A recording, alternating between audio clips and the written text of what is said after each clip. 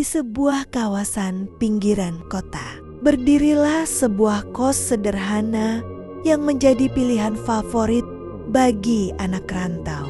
Bangunannya tidak besar, hanya 2 lantai, dengan lorong sempit dan kamar-kamar berderet. Cat dindingnya mulai pudar, beberapa bagian mengelupas, namun tetap terlihat rapi. Lantainya terbuat dari keramik lama yang warnanya sudah kusam tapi bersih. Karena setiap pagi, ibu pemilik kos selalu mengepel lorong dengan telaten. Harga sewanya murah, bahkan yang termurah di sekitar kampus, membuat tempat ini selalu penuh setiap semester baru. Di depan kos, terdapat jalan aspal tua yang sudah sering ditempa panas dan hujan. Retak-retak kecil menyebar seperti pola laba-laba, dan beberapa bagian sudah ditambal dengan aspal baru yang warnanya berbeda. Saat malam, lampu jalan redup menyorot permukaan aspal yang tidak rata, membuat bayangan panjang dari pepohonan di sekitarnya terlihat seperti menjulur ke arah kos. Yang paling mencolok adalah sebuah pohon jambu besar yang tumbuh persis di sisi kos. Pohonnya tinggi, batangnya tebal, dan cabangnya menjulur ke segala arah. Sayangnya, pohon itu tampak tidak terawat. Daun-daunnya banyak yang mengering, beberapa ranting patah dan menggantung, dan buah jambunya dibiarkan jatuh begitu saja ke tanah hingga membusuk. Rumput liar tumbuh lebat di bawahnya, bercampur daun-daun membusuk dan aroma fermentasi jambu yang menyengat saat sore hari. Meski terlihat menyeramkan saat malam tiba, terutama ketika angin bertiup dan ranting-rantingnya berderak, para penghuni kos tetap betah. Mereka menganggap pohon jambu itu hanyalah bagian dari suasana kos murah meriah yang penuh kenangan dan cerita. Malam harinya, seorang mahasiswi bernama Yusi. Ia datang membawa tas selempang dan map berisi berkas. Ia tampak lelah setelah perjalanan jauh dari kampung halamannya. Namun wajahnya tetap ramah dan penuh harapan. Setelah berbincang hampir setengah jam dengan pemilik kos, seorang ibu parubaya yang ramah namun pendiam, akhirnya mereka mencapai kesepakatan. Yusi merasa lega. Ia tak menyangka bisa mendapatkan kos yang cukup luas dengan harga murah, terlebih lokasinya dekat kampus. Ia diberi kunci kamar nomor 7, kamar yang posisinya tepat menghadap ke pohon jambu besar di samping bangunan. Keesokan paginya, ia kembali dengan membawa koper dan beberapa kardus berisi pakaian serta keperluan kuliah. Proses pindahan berjalan cepat. Tak ada yang aneh. Ibu kos pun hanya sempat mengingatkan satu hal kecil. Kalau malam-malam dengar suara kayak orang naik turun tangga atau suara daun jatuh dari pohon jambu, biarin aja. Yusi mengangguk. Meski kalimat itu membuatnya sedikit bingung. Malam harinya, sekitar pukul 11, suasana kos sangat sepi. Hanya lampu lorong yang menyala redup. Biasanya beberapa kamar sudah ramai dengan suara mahasiswa yang baru pulang. Tapi anehnya, malam itu semua penghuni lain belum ada satupun yang kembali. Ia sendirian. Lorong terasa terlalu hening. Angin malam menyelinap lewat jendela kecil di kamarnya, membawa aroma lembab dari pohon jambu yang tak terawat. Rintik daun yang jatuh sesekali terdengar seperti langkah pelan. Yusi mencoba tidur, tapi perasaan seperti diawasi membuatnya sulit memejamkan mata. Meski begitu, ia mencoba tetap tenang. Mungkin cuma karena tempat baru, pikirnya sambil menarik selimut. Namun, malam itu akan menjadi malam yang ia ingat sepanjang hidupnya. Yusi akhirnya tertidur setelah memandangi langit-langit kamarnya cukup lama. Namun pada tengah malam, ia tiba-tiba terbangun karena mendengar suara ramai dari luar kamar. Suaranya tidak seperti percakapan biasa. Suara itu pecah, bertumpuk-tumpuk, seperti banyak orang berbicara bersamaan.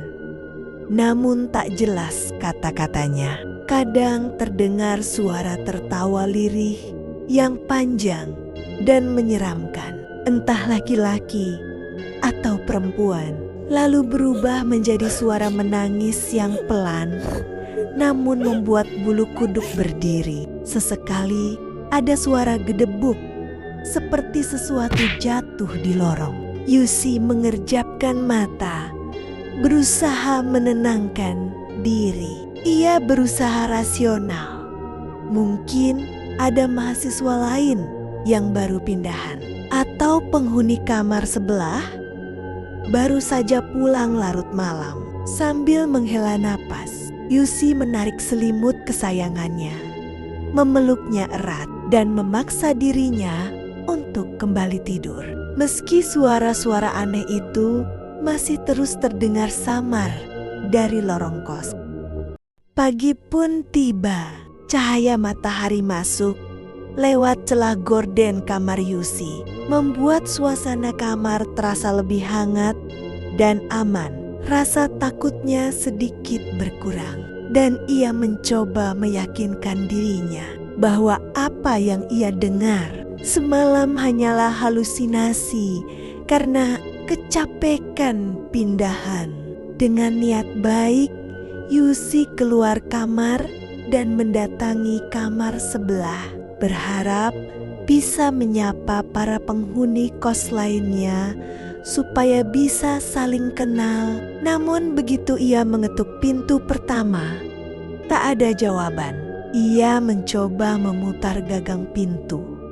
Ternyata tidak terkunci, dan betapa kagetnya Yusi saat melihat kamar itu kosong total.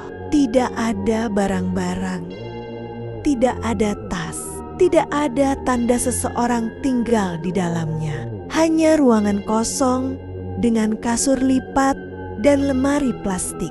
Yusi melangkah ke kamar kedua, lalu ketiga. Hasilnya sama, semua kosong. Jantungnya berdegup cepat. Kalau begitu, suara semalam itu suara apa? Sorenya, saat sedang membuang sampah di halaman samping, ia bertemu ibu pemilik kos. Kesempatan itu ia gunakan untuk bertanya dengan hati-hati. "Ibu, penghuni kamar sebelah itu lagi kemana ya?" Ibu pemilik kos tersenyum santai sambil menyiram tanaman. "Oh, mereka lagi ke kondangan temannya yang menikah, dan yang menikah juga teman satu kampus mereka. Jadi pergi barengan dari sore kemarin." Yusi terdiam, senyumnya hilang, digantikan oleh rasa merayap di punggungnya. Karena itu berarti semalam ia sendirian di kos itu, dan suara-suara yang ia dengar, tawa, tangis, gaduh. Jika bukan penghuni lain, lalu siapa? Malam tiba lebih cepat dari yang Yusi kira. Setelah dari sore menghabiskan waktu di kos salah satu temannya, ia memutuskan untuk pulang sekitar jam 9 malam. Angin malam terasa lebih dingin dari biasanya, dan pohon jambu yang berdiri tegak di samping kos terdengar bergesekan pelan diterpa angin. Begitu masuk ke kamarnya, Yusi menyalakan lampu dan langsung merebahkan diri sambil membuka YouTube untuk menemani malamnya. Ruangan sunyi, hanya suara video dan kipas angin yang berputar pelan. Namun beberapa menit kemudian, telinganya menangkap sesuatu. Terdengar dari arah luar seperti suara orang menyapu halaman. Yusi mematikan volume ponselnya, mencoba mendengarkan lebih jelas. Suara itu tetap ada, ritmis, pelan, tapi tak berhenti. Mungkin ibu kos lagi bersih-bersih, gumamnya. Meskipun terasa aneh, karena jam segini biasanya ibu kos sudah tidur. 5 menit berlalu, 10 menit berlalu. Itu tidak berhenti. Rasa penasaran Yusi mulai mengalahkan rasa takutnya. Ia bangun dari tempat tidur, melangkah pelan ke jendela, menarik tirai sedikit, memastikan ia bisa mengintip tanpa terlihat. Dan disitulah ia melihatnya di bawah pohon jambu. Di halaman samping yang gelap, ada seorang perempuan. Tubuhnya membungkuk, menyapu lantai tanah yang penuh daun jambu. Tapi bukan itu yang membuat Yusi membeku.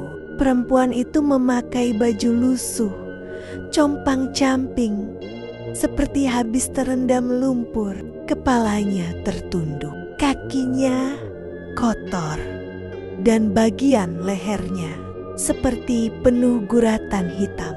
Ketika perempuan itu berhenti menyapu dan pelan-pelan mendongakkan kepala, Yusi melihat matanya putih seluruhnya. Tak ada bola mata, tak ada ekspresi, hanya tatapan kosong seperti menembus kegelapan malam. Sementara wajahnya berlumur lumpur basah dan lumpur kering yang mengeras di pinggir. Pipi mengalir sampai dagu. Yusi membekap mulutnya sendiri, menahan jeritan. Perempuan itu tiba-tiba berhenti menyapu, memutar kepalanya perlahan ke arah jendela kamar Yusi dan tersenyum tipis. Senyum panjang, tidak wajar, seperti otot wajahnya dipaksa untuk menarik garis mengerikan itu. Yusi menjatuhkan tirai, berlari ke arah tempat tidur, menarik selimut, menutup seluruh tubuhnya sambil gemetar hebat. Detak jantungnya berdentum keras, hampir memekakkan telinga sendiri. Di luar, suara menyapu itu kembali terdengar. Hanya saja kali ini lebih dekat. Malam itu menjadi malam paling panjang dalam hidup Yusi. Ia tidak berani bergerak, tidak berani bernapas terlalu keras, tidak berani membuka mata. Pagi harinya, setelah malam panjang yang membuatnya sulit tidur, Yusi bangun dengan mata lelah dan kepala berat. Begitu sinar matahari masuk melalui jendela, ia langsung mengambil ponselnya dan menelepon kedua orang tuanya. Suaranya bergetar saat bercerita tentang apa yang ia lihat malam sebelumnya. Tentang suara menyapu yang tidak berhenti dan sosok perempuan lusuh bermata putih yang berdiri di bawah pohon jambu. Orang tuanya terdiam beberapa saat, lalu dengan suara lembut namun tegas menyarankan agar Yusi segera pindah ke kos yang lebih ramai, yang banyak penghuninya, dan memiliki keamanan lebih baik. Mereka tak ingin putri satu-satunya mengalami kejadian yang sama lagi. Yusi mengangguk pelan meski tidak terlihat dari seberang telepon. Tanpa menunggu lebih lama, ia merapikan barang-barang pentingnya dan menghampiri ibu kos. Dengan sopan, ia meminta izin untuk pindah, sekaligus sedikit menceritakan apa yang ia alami. Ibu kos hanya menatapnya dalam diam, seolah tidak terkejut, namun juga tidak berkomentar banyak. Kalau kamu merasa kurang nyaman, nggak apa-apa nak, pindah saja, jawab ibu kos akhirnya. Nada suaranya datar, tapi ada sedikit penyesalan di baliknya. Yusi meninggalkan kos itu siang harinya. Saat ia menutup gerbang untuk terakhir kalinya, daun-daun dari pohon jambu kembali jatuh satu persatu, seperti menyapa atau justru memperingatkan